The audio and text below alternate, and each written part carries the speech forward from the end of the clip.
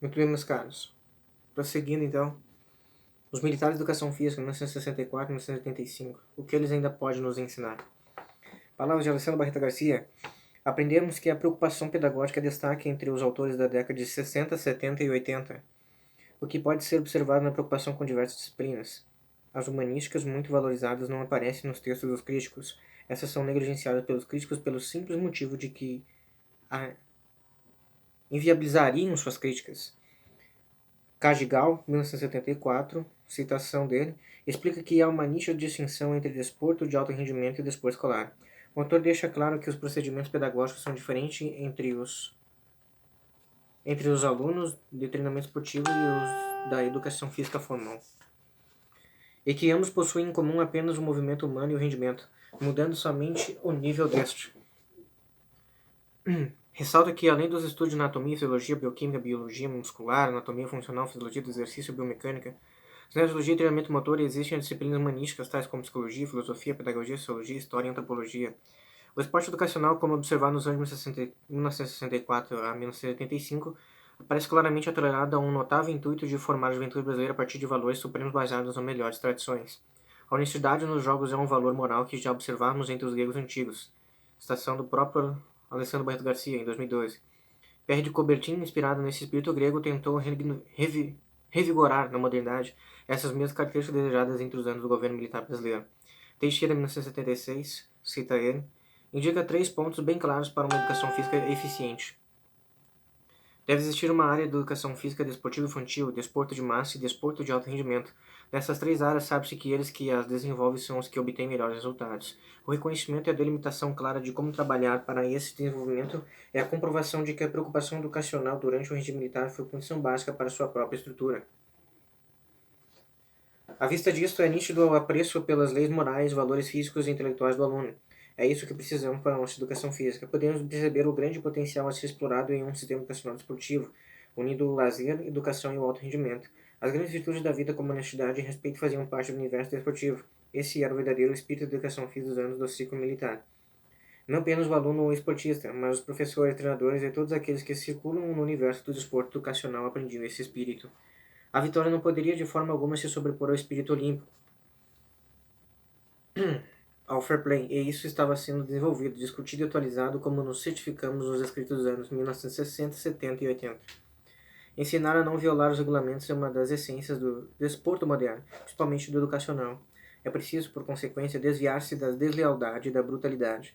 Esse é o grande exemplo legado pelo período militar de 64 a 85, algo que os críticos do esporte não querem e não podem reconhecer. Considerações finais. Com base no exposto acima, o objetivo do gramscismo, assim como o da Escola de Frankfurt, é destruir as bases conservadoras do Ocidente.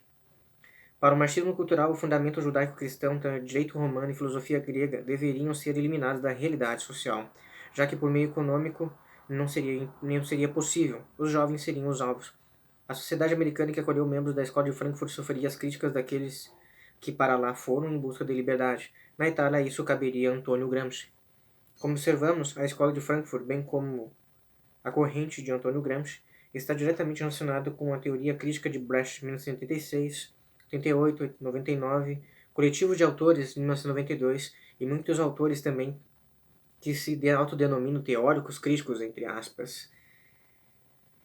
A vontade de extinguir a técnica desportiva, bem como sua exaustiva associação com o capitalismo e suas bases, faz da corrente machista cultural uma ferramenta útil para a eliminação dos valores reais da educação física.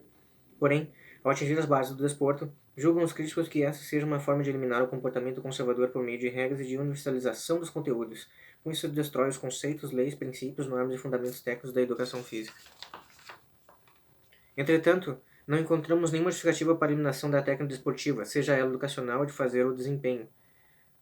O ataque ao esporte é meramente ideológico, o que, para Viana e Lovisolo, em 2009, citações deles, são fantasma. Para este ensaio, é a ideologia marxista cultural, muito viva, muito real e muito perigosa. Para Teixeira, 1976, a educação dos anos 70 pautou-se nos cuidados com as diferentes idades, assim como pelo contínuo processo educacional ao longo da vida. Desculpem. Formar um indivíduo autônomo e responsável é tarefa árdua, porém desejável para qualquer país em desenvolvimento, valorizando em suas potencialidades a família, a coletividade e sua integração como cidadão. Com vista à saúde e ao bem-estar físico e social por meio do treinamento, a educação deve preparar o homem para a satisfação, a qualidade de vida e a cooperação entre os jovens. Fica claro que a formação educacional por meio do esporte é perfeitamente possível, e boa parte dos críticos do esporte educacional ataca-o por considerá-lo de rendimento máximo e por supostamente estar a serviço do capitalismo, bem como da burguesia. Assim, argumentos sólidos fazem uma crítica rasteira e superficial, utilizam a educação física como palco ideológico em busca de uma hegemonia baseada na ideia de luta de classes. Para conter essa ação revolucionária é preciso voltar ao passado e deste extrair o que há de melhor. Atualmente ainda encontramos os bons exemplos. Entre as melhores escolas do país estão as dos militares, e certamente que uma das opções honrosas de um ensino de qualidade é a instituição militar. Se um dia quisermos nos transformar em uma grande potência esportiva e educacional, precisamos estudar e aprimorar os ensinamentos dos militares.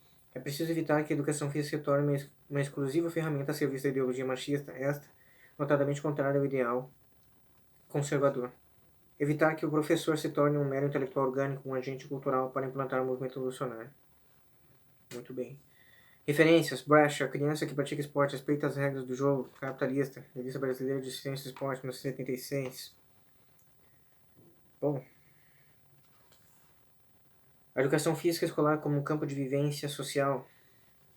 Revista Brasileira de Ciência do Esporte, 1988. Constituição das Teorias Pedagógicas de Educação Física, 1999. Educação Física Brasileira e a Crise da década de 80, entre a solidez e a liquidez, 2010.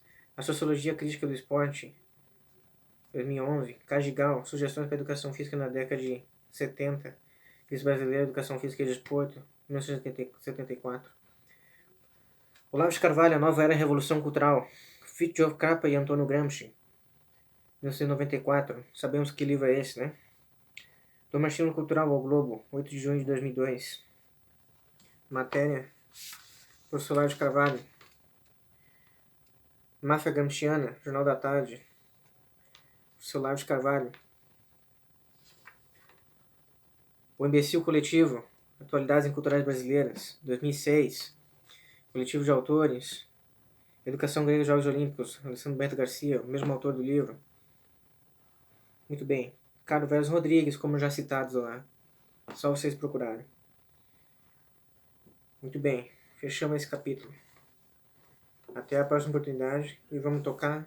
Nós estamos chegando na terceira e última parte do livro.